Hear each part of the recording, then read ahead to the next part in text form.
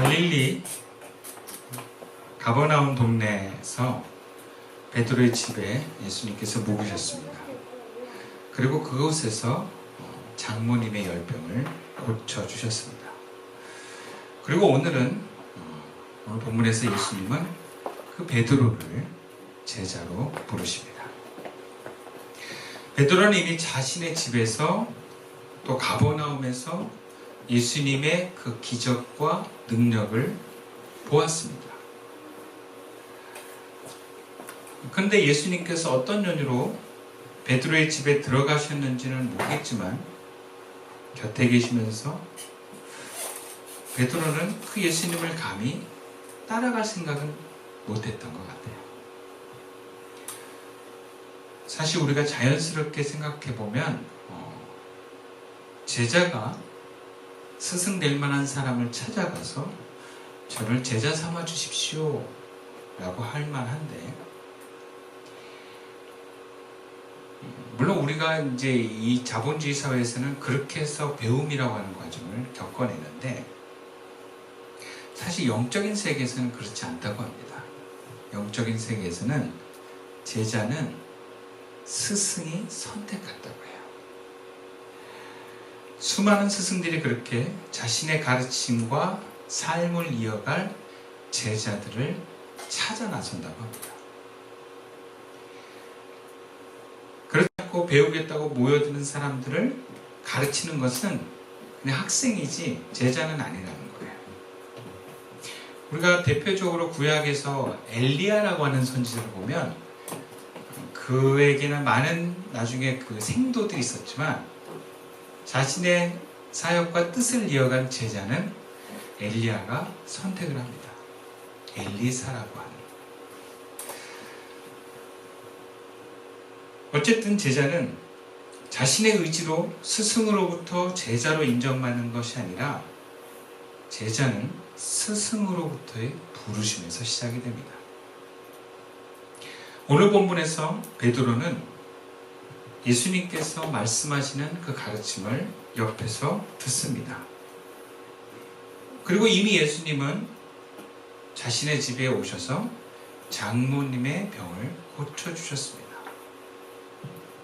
그런데 베드로는 예수님과 어떤 더 이상의 인연을 맺어가지 않고 베드로는 고기잡으로 일상을 살아갑니다. 그리고 예수님은 또 그 집에서 나와서 가버나움을 떠나서 다른 동네에서 사역을 하십니다. 그런데 얼마나 지났는지는 모르겠지만 다시 만나게 됩니다. 근데 그때 베드로는 밤새 고기를 잡이를 했지만 한 마리의 물고기도 얻지 못한 그런 상태에서 이제 그 아침에 고기 잡는 것을 포기하고 이제 그물을 씻고 정리하는 과정에 있었고, 예수님이 이제 그 아침부터 몰려드는 수많은 사람들에게 하나님의 말씀을 전하고자 하는 그 시점에서 두 사람이 만나게 됩니다.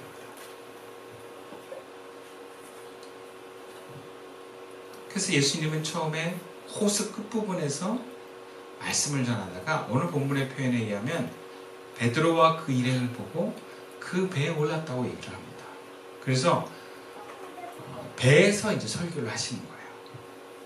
우리가 좀 상상해 보면 표면적으로 호숫가에 모인 사람들이 너무 많으면 그 사람들을 전부 다 아우를 수 있는 시각에서는 자꾸 뒤로 가야 돼요. 근데 호수가 있으니까 배를 타고 좀 이렇게 거리를 뛰면 훨씬 더 무리들이 한 번에 다 보여지는 그런 광경과 상황을 이루게 됩니다. 그리고 오늘날과는 다르게 너무나 조용한 곳이었기 때문에 호수에서 전하는 말씀은 아마 그 끝에 모여든 사람들까지도 다 그 메시지가 전달된 만큼 예수님의 말씀이 잘 들렸을 것입니다. 그래서 어떻게 보면 예수님이 무리들에게 말씀을 효과적으로 전하기 위해서 베드로의 배에 탄 것처럼 보입니다. 그런데 본문에서 일어나는 사건을 보면 예수님께서 베드로의 배에 오르신 것은 베드로를 제자로 부르시기 위함이었다는 것을 뭔가 이렇게 느끼게 됩니다. 오늘 본문 4절 말씀입니다. 말씀을 마치시고 시몬에게 이르시되 깊은 데로 가서 그물을 내려 고기를 잡으라. 배에서 말씀을 마치신 예수님께서 말씀을 마쳤으면 다시 무트로 올라와서 일정을 보실 만도 한데 말씀을 마치시고 베드로와 배 안에서 단둘이 시간을 보내는 것이 그림이 그려집니다. 수많은 사람들에게 얘기했던 예수님이 지금 이 순간에는 베드로 한 사람에게 얘기를 하는 거예요. 근데 그 내용이 뭐냐? 깊은 데로 가서 그물을 내려라. 왜 이런 말씀을 하셨을까요? 제가 느끼기에는 예수님께서 베드로를 제자로 부르시기로 이미 마음을 먹으셨어요. 그런데 정말 이 베드로가 제자로서의 부르심에 합당한 사람인지 테스트하는 것 같다 느낌이 들어요.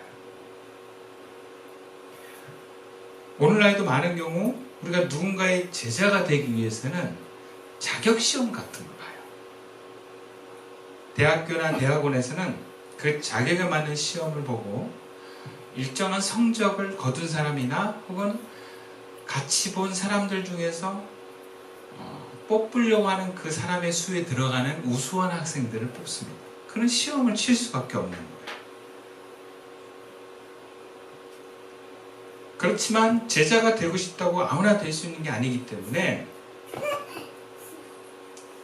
스승의 입장에서는 그 제자로서의 그 일들을 감당할 시험을 보는 것.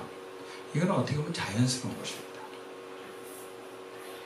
물론 예수님은 하나님의 감동으로 베드로의 사람됨과 그를 통한 하나님의 사역의 길도 보셨을 거예요. 심지어 그 집에 묵으셨어요.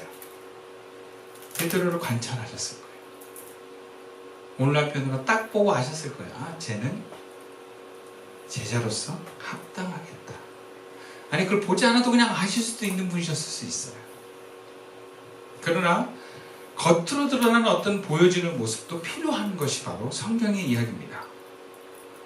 바라고 기대하는 대로 그 사람이 그렇게 될 것인가에 대해서는 그 사람이 정말 행동해봐야 아는 거예요.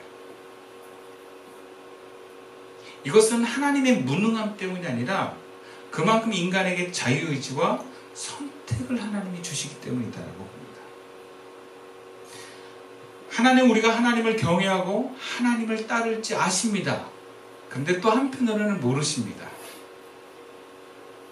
우리가 시험을 받을 때 하나님을 변함없는 신뢰함으로 순종을 할 때 하나님은 그때 인정하시고 말씀하세요. 인간을 향한 자유의지와 선택에 하나님이 개입하지 않으시는 것을 봐요. 그만큼 자원하는 마음, 정말 믿음으로 행동하는 그 행동, 하나님 그걸 보신다는 거예요. 사실 우리도 보면 사람을 잘 몰라요.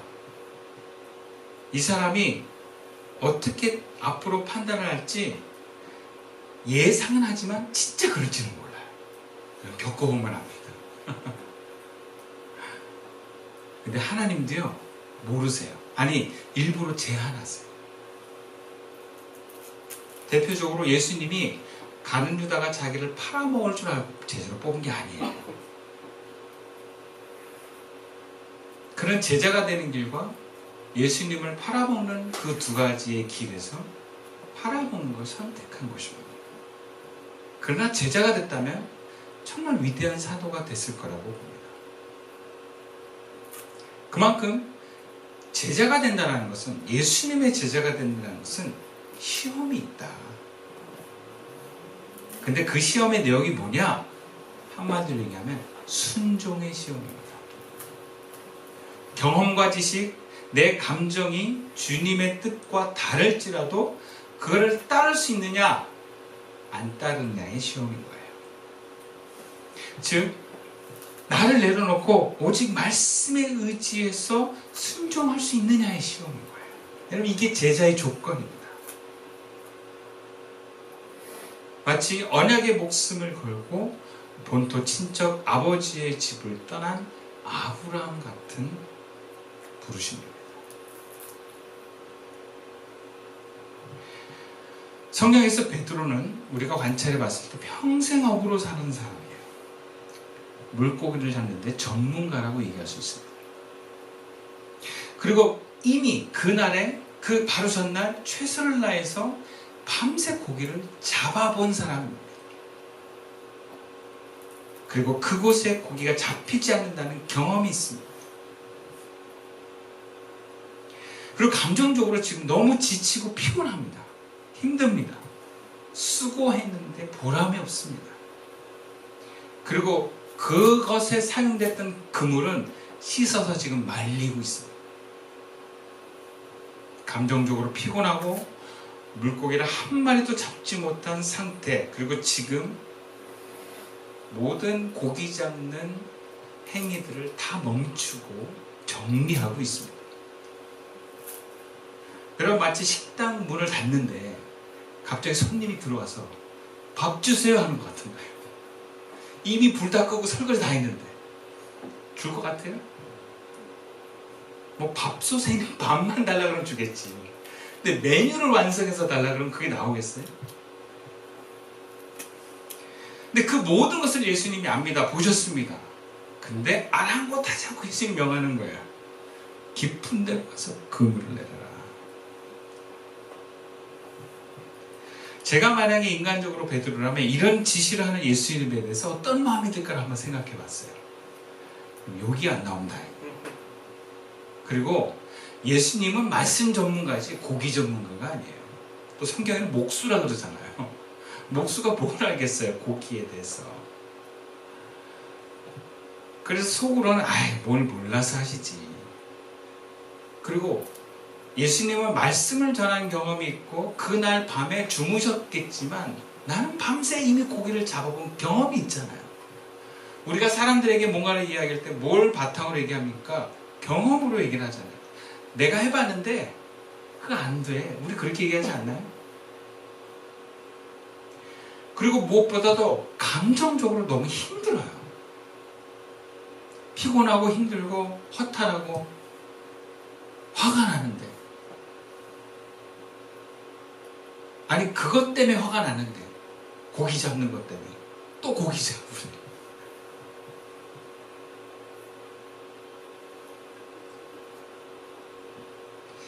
뭐 억지로 할 수는 있겠죠. 근데 억지로 하는 것도 그 대상이 갑의 위치에 있는 사람일 때, 뭔가 나에게 위협을 가하거나 불이익을 주는 사람일 때는 억지로 해요.